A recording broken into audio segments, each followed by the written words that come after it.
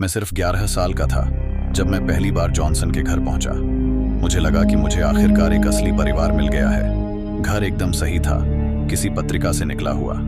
सफेद बाड़, रास्ते पर फूल और एक पोर्च झूला। मिसेस जॉनसन हमेशा मुस्कुराती रहती थी और मिस्टर जॉनसन ऐसे आदमी थे जो स्कूल में आपके अच्छे प्रदर्शन पर आपका सिर थपथपाते थे। मैं आखिरकार सुरक्षित हो गया। हम हर रात परिवार के साथ डिनर करते थे जिसमें मिस्टर जॉनसन रोस्ट बनाते थे, जबकि मिसेस जॉनसन मुझसे स्कूल के बारे में पूछती थी। उन्होंने मुझे मेरा खुद का कमरा भी दे दिया। यह मेरे लिए पहले से कहीं ज्यादा था। लेकिन फिर एक अजीब महिला आने लगी। दरवाजे की घंटी बजती और मिसेस जॉनसन की मुस्कान थोड़ी कम हो जाती। उन्होंने मुझे उसे कभी नहीं देखने दिया, पहले तो नहीं। उन्होंने अपने पीछे दरवाजा बंद कर लिया और मुझे सिर्फ उनकी दबी हुई आवाजें सुनाई देती। पहली बार मैंने उसे संयोग से देखा था।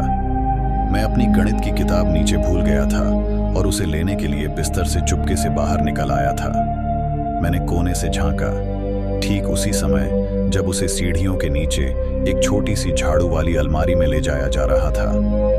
वह चीनी थी। शायद उसकी उम्र 30 के दशक के अंत में थी। लंबे काले बाल थे। लेकिन अजीब बात यह है कि जॉनसन ने अलमारी को बाहर से बंद कर दिया था। वह महिला कमरे में क्यों बंद है? जब तक उसने उत्तर दिया, श्रीमती जॉनसन की मुस्कान वापस आ गई थी।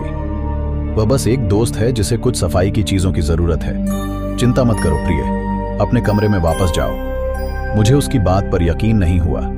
उसने जो कहा उससे मेरी रूह कांप उठी। उसके आने का सिलसिला लगातार बढ़ता गया। हर कुछ दिनों में वह महिला आ जाती और हर बार जॉनसन उसे कुछ घंटों के लिए अलमारी में बंद कर देते। हालांकि यह सिर्फ इतना ही नहीं था। मैंने दूसरी चीजों पर भी ध्यान देना शुरू कर दिया। छोटी छोटी चीजें जो मेल नहीं खाती थीं। मिस्टर जॉनसन देर रात गायब हो जाते थे और अपने जूतों और कपड़ों पर गंदगी के साथ लौटते थे।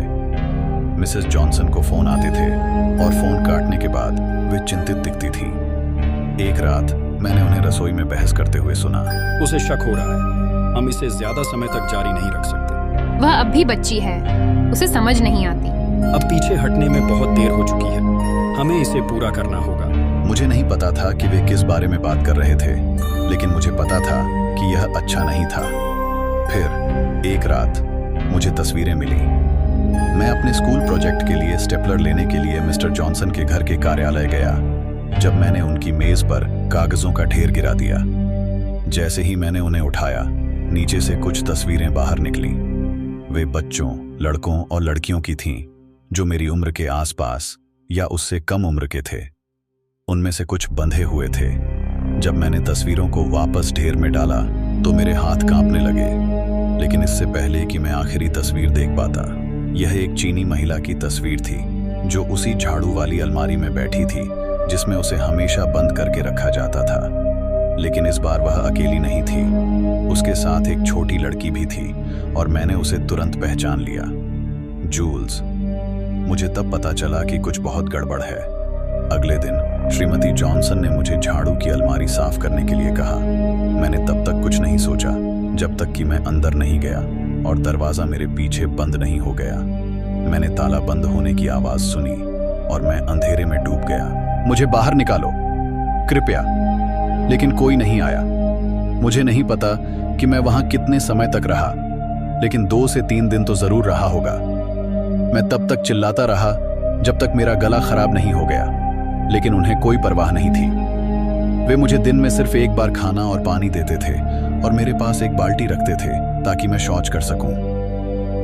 और फिर एक रात दरवाजा खुला। मुझे यह देखकर आश्चर्य हुआ कि यह वही रहस्यमयी चीनी महिला थी। उसने एक शब्द भी नहीं कहा। एक मार्कर निकाला और जाने से पहले मेरी बाहों और गर्दन पर चीनी भाषा में कुछ लिख दिया। मुझे जल्दी से सोचना पड़ा।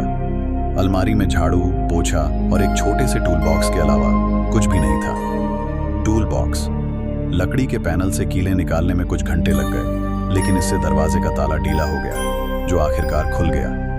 मैं पसीने और गंदगी से लथपथ रेंगते हुए बाहर निकला और फिर पड़ोसी के घर की ओर भागा। जब उन्होंने अपना दरवाजा खोला तो मैं फूट फूट कर रोने लगी और उन्हें सब कुछ बता दिया। कुछ ही देर बाद पुलिस आ गई और अगले महीने में एक बड़ी कार्रवाई हुई, क्योंकि जॉनसन की गिरफ्तारी से एक बड़े मानव तस्करी गिरोह का पता चला। उन्हें तस्वीरें मिल गईं। चीनी महिला और उसके दोस्तों को कैद कर लिया गया और इस कांड ने अचानक हमारे छोटे से शहर को हिलाकर रख दिया। जॉनसन को गिरफ्तार कर लिया गया, लेकिन मैं अभी भी अपने बुरे सपनों में उनके चेहरे देखता हूं। मैं उन्हें अपने माता पिता के करीब मानता था। मुझे यह एहसास नहीं था कि वे मुझे बेचने के लिए तैयार कर रहे थे। अक्सर ऐसा होता है कि जो लोग सबसे अधिक मुस्कुराते हैं उनके दिल सबसे अधिक अंधेरे होते हैं।